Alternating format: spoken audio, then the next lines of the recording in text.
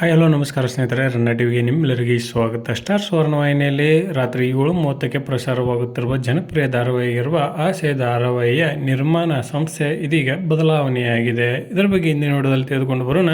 ಮೊದಲವರೆಗೆ ನಮ್ಮ ವಿಡಿಯೋ ನೋಡ್ತಿದ್ದರೆ ಉಚಿತವಾಗಿ ಸಬ್ಸ್ಕ್ರೈಬ್ ಮಾಡ್ಕೊಳ್ಳಿ, ಪಕ್ಕದಲ್ಲಿರೋ ಬೆಲ್ ಐಕಾನ್ ಮೇಲೆ ಪ್ರೆಸ್ ಮಾಡಿ. ನೀವು ಸಹಿತ ಈ ಧಾರಾವಾಹಿಯನ್ನು ಇಷ್ಟಪಡೋದಾದರೆ ಈ ವಿಡಿಯೋಗೆ ತಪ್ಪದೇ ಒಂದು ಲೈಕ್ ಮಾಡಿ. ಸಾಮಾನ್ಯ ಜನರ ಅಸಾಮಾನ್ಯ ಕಥೆಯೇ ಆಸೆ ಧಾರಾವಾಹಿಯಾಗಿದ್ದು, ರಮೇಶ್ ಅರವಿಂದ್ ಅವರು ಈ ಧಾರಾವಾಹಿಯನ್ನು ನಿರ್ಮಾಣ ಮಾಡುತ್ತಿದ್ದರು. ಇದೀಗ ರಮೇಶ್ ಅರವಿಂದ್ ಅವರು ಆಸೆ ಧಾರಾವಾಹಿಯನ್ನು ಕೈಬಿಟ್ಟಿದ್ದು, ಈ ಧಾರಾವಾಹಿಯನ್ನು ಇದೀಗ ಜೈ ಮಾತಾ ಕಂಬೈನ್ಸ್ ಅವರು ನಿರ್ಮಾಣವನ್ನು ಮಾಡುತ್ತಿದ್ದಾರೆ. ಕನ್ನಡ ಕಿರುತೆರೆಗೆ ಸಾಕಷ್ಟು ಜನಪ್ರಿಯ ಧಾರಾವಾಹಿಗಳನ್ನು ನೀಡಿರುವ ಶ್ರೀ ಜೈ ಮಾತಾ ಕಂಬೈನ್ಸ್ ಅವರು ಇದೀಗ ಆಸೆ ಧಾರಾವಾಹಿಯ ನಿರ್ಮಾಣದ ಹೊಣೆಯನ್ನು ಹೊತ್ತಿದ್ದಾರೆಂದೇ ಹೇಳಬಹುದು.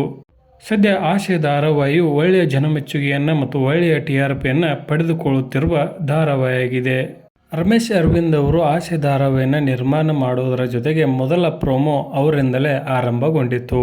ಏನೇ ಆಗಲಿ ಆಸೆ ಧಾರಾವಾಹಿಯು ಇನ್ನೂ ಚೆನ್ನಾಗಿ ಮೂಡಿ ಬರಲಿ, ಇನ್ನೂ ಒಳ್ಳೆಯ TRPಯನ್ನು ಪಡೆದುಕೊಳ್ಳಲಿ ಎಂಬುದು ಪ್ರೇಕ್ಷಕರ ಆಸೆಯಾಗಿದೆ ಎಂದೇ ಹೇಳಬಹುದು. ಇದರ ಬಗ್ಗೆ ನಿಮ್ಮ ಅನಿಸಿಕೆ ಅಭಿಪ್ರಾಯವನ್ನು ಕಮೆಂಟ್ ಬಾಕ್ಸಲ್ಲಿ ತಿಳಿಸಿ. ಧನ್ಯವಾದಗಳು, ನಮಸ್ಕಾರ.